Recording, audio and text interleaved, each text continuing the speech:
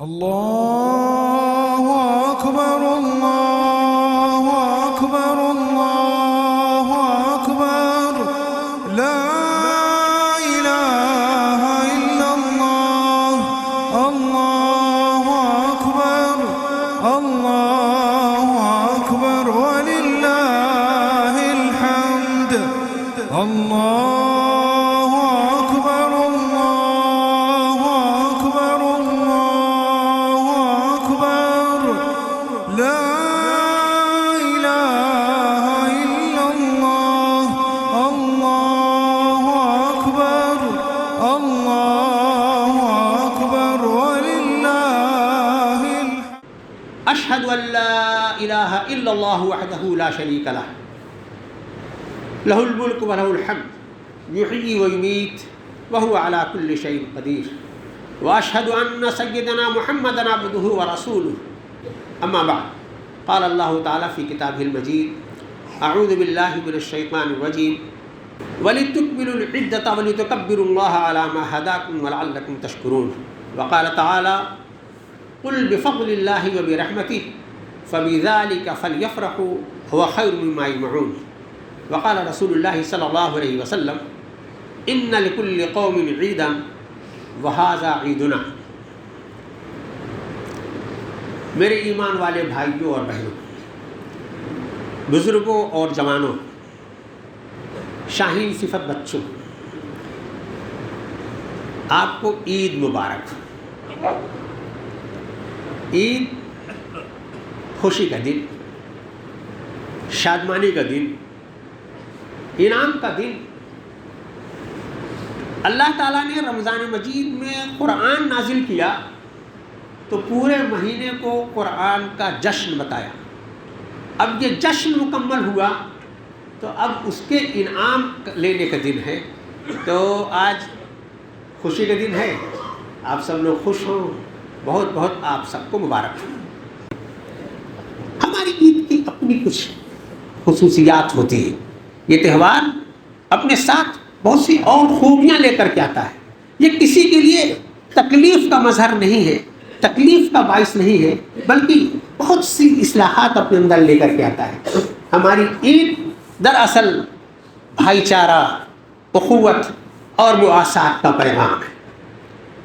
عید کے موقع پر طبیعتیں اس طرف مائل ہوتی ہے، تحائف دیے لیے جاتے ہیں، خوشیاں بانٹی جاتی ہیں. جو غمزدہ لوگ ہیں ان کے غم میں شریک ہوا جاتا ہے.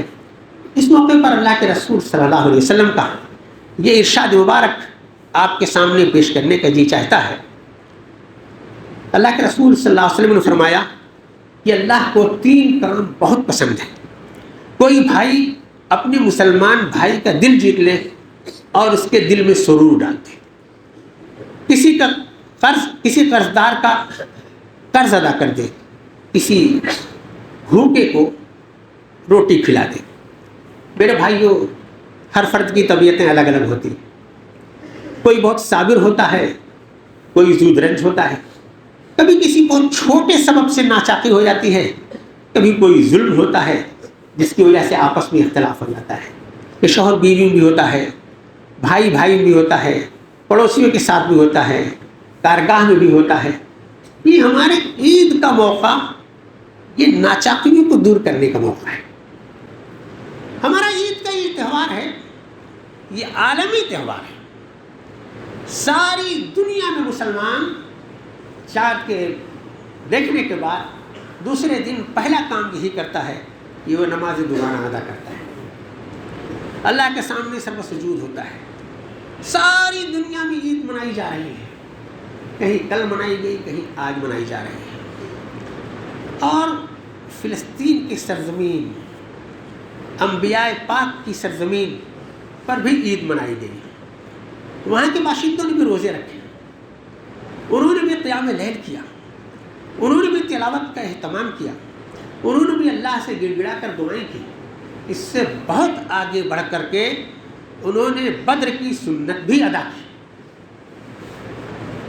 شہادتیں پیش کی، جانوں کا نذرانہ پیش کیا، اللہ کے گھر کی حفاظت کے لیے، اللہ کی دین کی عظمت کے لیے. مگر انہوں نے اپنی عید کی نماز ایسی صاف ستھری عالیشان مساجد میں نہیں پڑھی، بلکہ مساجد کے ڈھیر پر پڑھی۔ ان کی تکبیر کی صداؤں میں کوئی مسکینیت نہیں تھی، اولو العزمی تھی۔ ان کی تکبیر میں کوئی مایوسی نہیں تھی، ایک اعتماد کا اللہ پر توکل کا اظہار تھا۔ لیکن میرے بھائیوں، ہم یہ جانتے ہیں کہ ظالم نے ان کا کیا حال کر رکھا ہے۔ پورا انبیاء پاک انبیاء کی وہ سرزمین پوری تاراج ہو گئی ہے۔ اللہ کے رسول صلی اللہ علیہ وسلم کی ان امتیوں کے اوپر حق بنتا ہے کہ ان کی عید پر بھی ایک نظر ڈالیں۔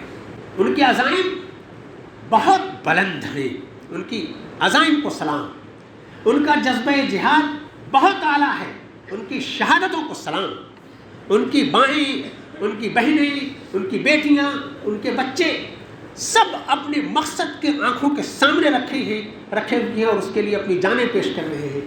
ان کی عظمتوں کو سلام۔